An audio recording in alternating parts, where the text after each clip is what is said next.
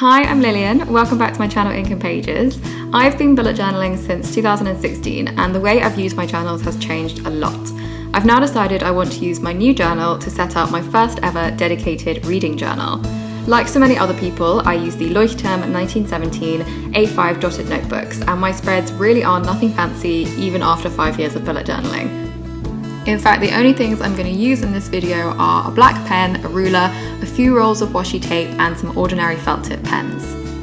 Even though I'm not going to use this journal for daily to-do lists, every single one of my journals has started with a page identical to this. So just for the sake of continuity, I still wanted to set up my key.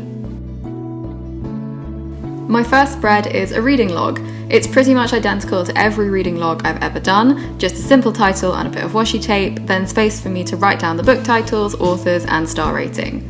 I do also have a reading spreadsheet where I track a lot more information than just this.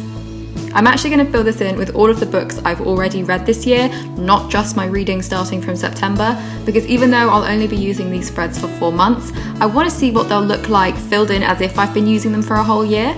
So once I finish setting everything up in this journal, I fill in all the details I can off camera before the final flip through at the end of this video. Side note, the scissors I was using to cut this washi tape were maybe the world's bluntest.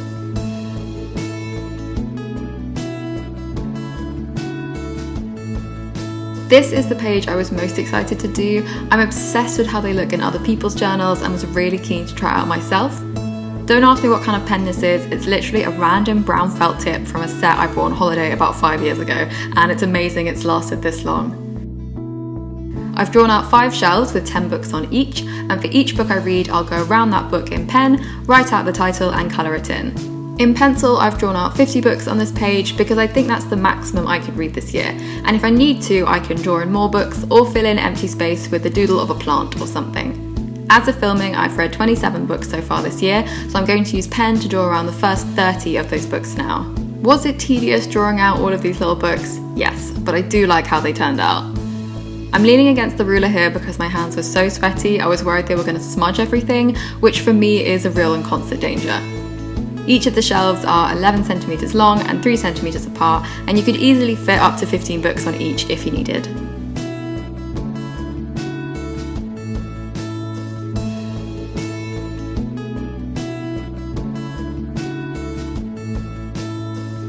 Opposite, I decided to write out my 2021 reading goals.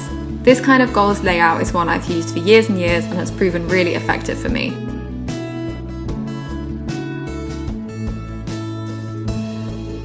I write my goals spaced out down the page, and then directly beneath each one I draw a thin box that's 10 centimeters long and 1/4 of a centimeter high to act as a progress tracker, which I can shade in depending on how far along with that goal I am. I had actually forgotten a couple of these goals I set myself in January, so I like that I now have them written out very obviously for myself. I am doing pretty well with them, but there's still a couple I'm behind on, like the fact I still haven't read any Indigenous or Native authors yet this year, and I'm behind on my Buzzwordathon reads, and even my subscriber goal for this booktube channel. So do feel free to like and subscribe if this shameless plug hasn't put you off too much.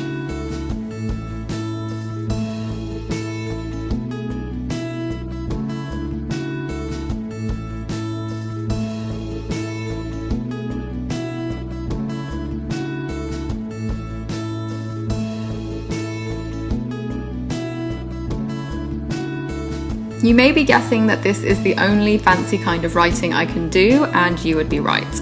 I both cannot write in neat calligraphy, and I don't always love how it looks. I just think that the way you write the letter R in most calligraphy styles just doesn't look like how the letter R is supposed to. Anyway, this spread was copied almost exactly off someone on TikTok who I will link below. I've never done a spread like this before, but I like how it's so simple, yet it gives you this great overview of your monthly reading.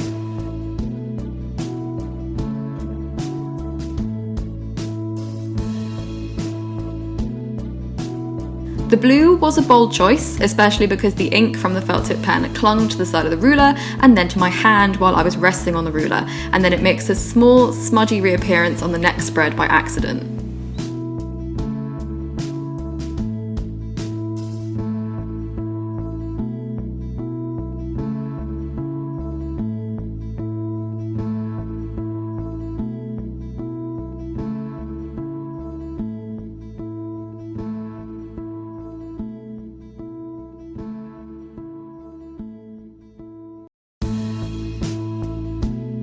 For each month, I'm going to be tracking how many books I read, how many pages I read overall, how many days of that month I read, my average rating, if I took part in a readathon, and how many new books I got.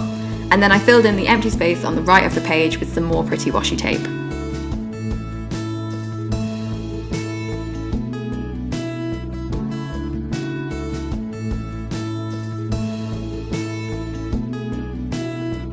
I'm going to say this next spread is an original idea of mine because I haven't seen anyone else do something like this, but that's probably wrong and most likely there's loads of people out there who have done pages like this. But these are all the readathons I'm taking part in this year. It was going to be just one page, but then I realised there's no way it would all fit. So far I'm in the middle of a year-long readathon, the Plus Wordathon. I have done 3 other readathons with various levels of success, the Tis the Damn readathon, the Disability readathon, and the Asian readathon, and I'm planning on taking part in the Magical readathon next month in September. So in a moment you will see my TBR for that too.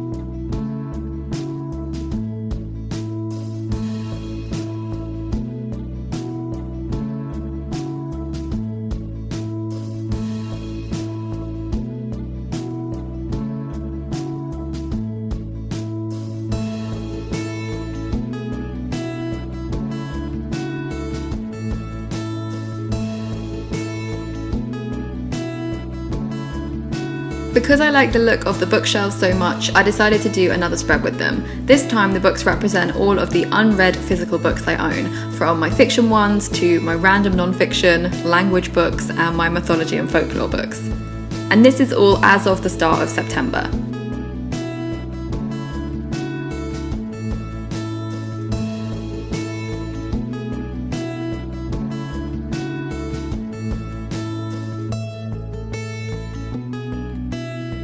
And as I hopefully make my way through these books and read them, I will colour them in on this spread. I also drew a little plant. Look how cute! I actually drew slightly too few books here, so on the final flip through you might spot where I've added a few extra ones in.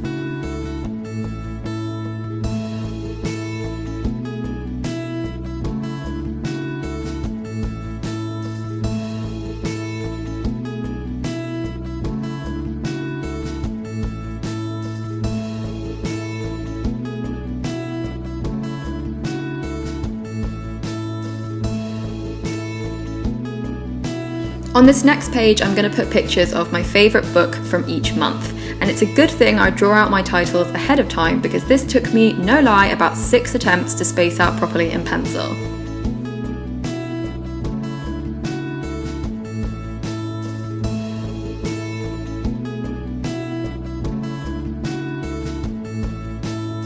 So some people use a similar page to do a kind of bracket spread where their favourite 12 books face off to work out which of them is the overall favourite. And I do love how those pages look, but I think I like this setup just a little bit more.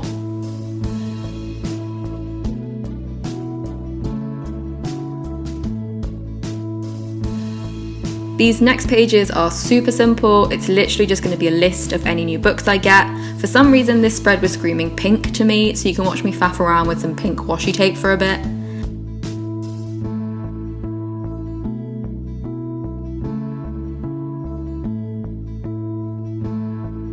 Again, I fill this all out in a minute off camera and you'll see the final result in the end. And I'll also add a checkbox for each new book that I can mark off once I've included it in a book haul video.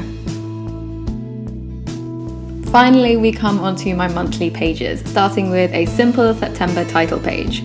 This is the closest I ever get to any kind of faux calligraphy, by the way. And the tiny calendar I add below is very different to what I'd previously have for the first page of each month, but I really think this is all I'm going to need now.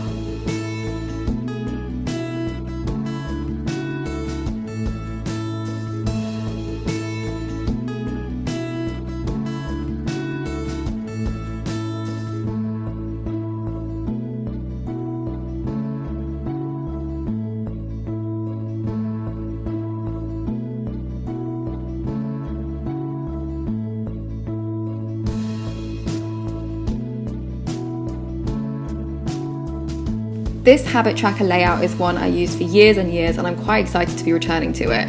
No, I don't love that you have to turn the page sideways to use it, but other than that, I like how it looks, I like how simple it is to fill in, and how much easier it is to set up than the method I was using.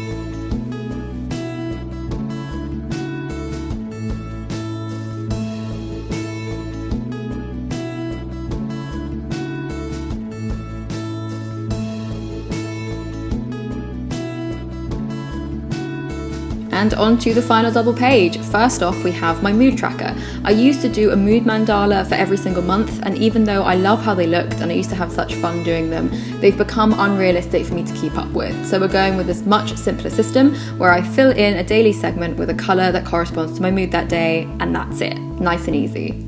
Also, I drew this whole thing without a protractor, so get me, it involved guesswork and a lot of folding up paper until I got the angles right.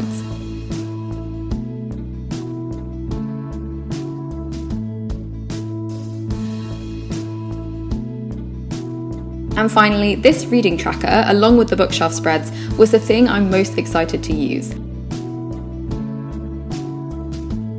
Basically, you colour in a little bar for each day to show how many pages you read. I've put the maximum as 100 pages per day because, let's be honest, I rarely read more than that, and I actually cannot wait to start using this tracker. And here is my attempt at a cool transition into the final flip through.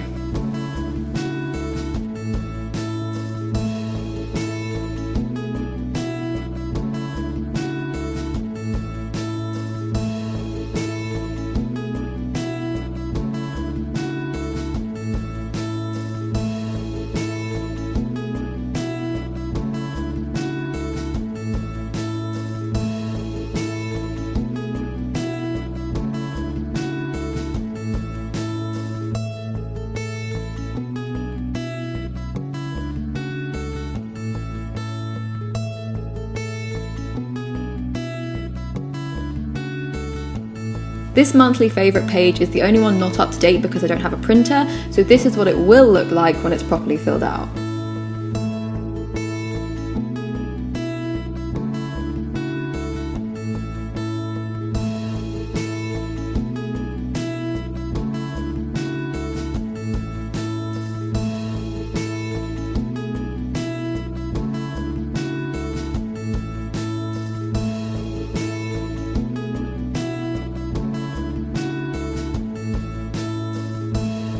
Thank you so much for watching, and I will see you in my next video. Bye!